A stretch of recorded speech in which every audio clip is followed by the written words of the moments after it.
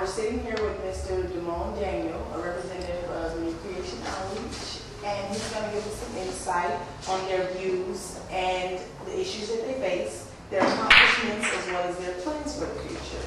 So hi, Mr. Daniel, how are you today? I'm fine, how are you? Great, thanks for asking. So, Mr. Daniels, I'll start by asking you, what is New Creation Outreach? New Creation is a nonprofit organization that operates youth centers and food pantries throughout the state of California.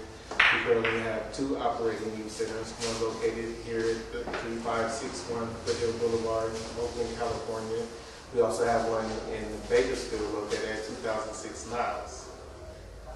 Okay, and your position here? My position is a treasurer and a program director. And as a treasurer and program director, your duties are? My duties as a program director is to create programs and then to make sure that they are carried out and the programs are efficient. And then helping to do programs with after-school tutoring, mentoring, counseling, setting up extracurricular activities for youth to participate in, some involving in community service.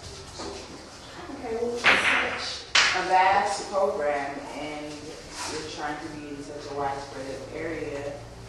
How does your organization receive funding for such programs? Well, we solely operate from the community donations that we get from the local community. Okay, so you guys, all your funding comes from fundraising donations that you get from various communities? Yes. Okay, so with all the government funding that's available, the federal funds and grants that they have available for organizations such as yours, why is it that the organization has yet to reach out for a grant?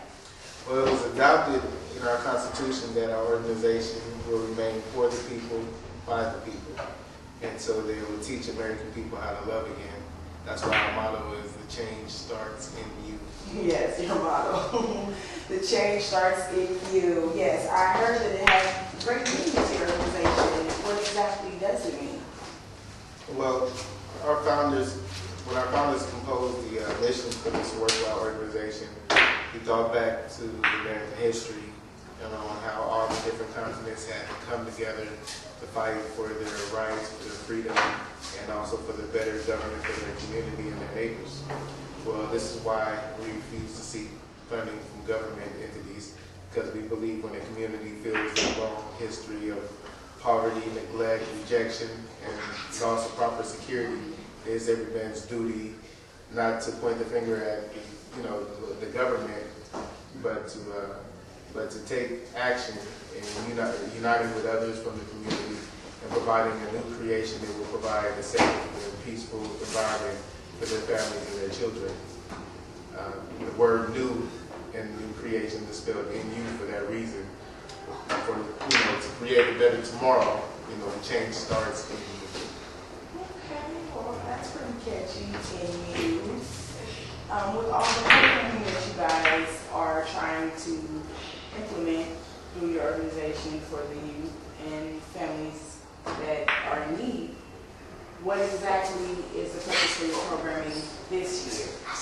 Well, our board believes that if we evaluate each child, giving them all the individual attention and interest in their life, strengthen and encouraging them in times of distress, award them and applaud them in their success, educate and motivate them when they lack the skills, participate in joyful and physical activities that will give them positive entertainment and events that will broaden their values on life and teach them unique and harmony amongst all. And also providing needy families with food. This will increase the motivation of education, decrease the violence and dropout rates, of children in school, while also, alongside helping out needy families with food so that they can be sufficient. Okay, so your program helps out not only the teens or at-risk kids in the communities, but it also helps the families that are being stricken by our economy. Right. Financially. Okay. So your plan with your programming is to decrease the violence, correct? And increase increase the education and provide food for these families. Correct? Yes. Okay, so that seems to be a big job for such a small coalition. How does your organization plan to attack such a big project?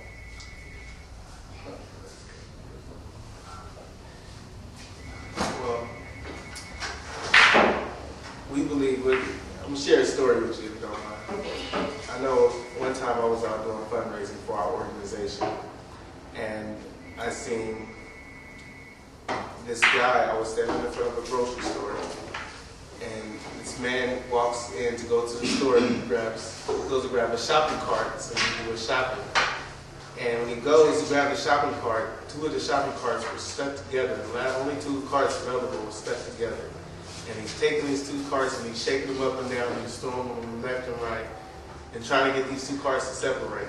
He cannot get these two carts to separate. So what he does is he leaves the two carts alone, walks all the way over to the end of the parking lot and grabs the food shopping cart, and then goes back into the store to do his shopping. And I thought to myself, I said, why wouldn't those two shopping carts separate out of all of that shaking up that the man did for the shopping carts? And I go to the two shopping carts and I look at them and I sit back and I analyze the situation. And what I noticed was the lip of the shopping cart he was trying to grab was slightly wedged into the shopping cart in front, which made it stuck and impossible for these two carts to separate unless he actually found where the problem was, created a solution for the problem, and separated the two carts so the two carts could be free. I believe that that's what shaped the youth up to be what is expected to be of them, and it's not working. I believe what needs to happen is we need to find out from each child what exactly is a problem, find the problem, find a solution for the problem, and attend to it, and assess it, and break the child from the problem so that that child could be a working and productive citizen. So that's the strategy we plan to attack for our youth that visit our center here. We have a intake form for the youth that come and participate in our programs. And in the intake form, we ask, the youth, do they have any problems fitting in? Do they have problems at home? Do they have problems in school? What areas of education do they feel that they need help in, whether math or science, social studies? And we also try to find out, what are their fears, what they want to be when they grow up. And then, we assign each youth to a child facilitator that will stay up on the child's needs and, what the child goes through. And every week, or twice a week, it's bi-weekly, twice a week they go in, talk with the youth and find out updates and find out how much, the organization is actually,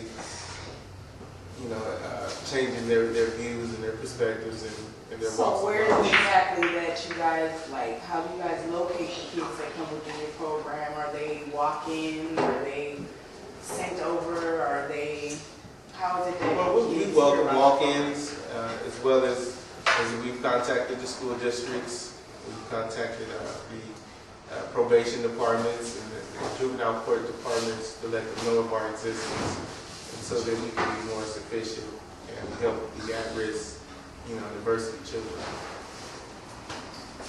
Okay, it seems like you have a real strong passion for the work that you do here. It seems like you put your heart into this organization. You guys do. Where does all this passion come from?